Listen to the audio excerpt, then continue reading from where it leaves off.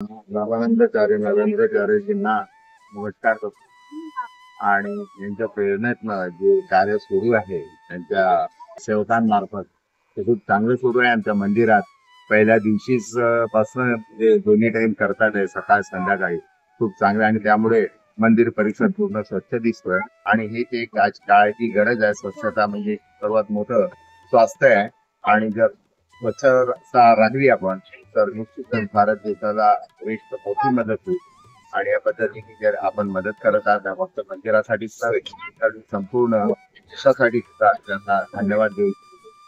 जगद्गुरु रामानंदाचार्य नरेंद्राचार्यजी यांच्या प्रेरणेतून करवीर तालुका येथील महिला 9 दिवस हा प्रत्येक मंदिरामध्ये जाऊन स्वच्छता अभियान राबवत आहेत आणि आजच्या या 8व्या दिवशी आपल्या करवीर तालुक्यातील रेणुका मंदिर येथे या सेवा देत आहेत. सेवा देण्याचं कारण ही स्वच्छता. आपण सगळीकडे स्वच्छतेला दुर्लक्ष करून गांभीर्याने लक्ष देत नाही, त्याचा आपल्यावर बराच वाईट परिणाम होत आहेत.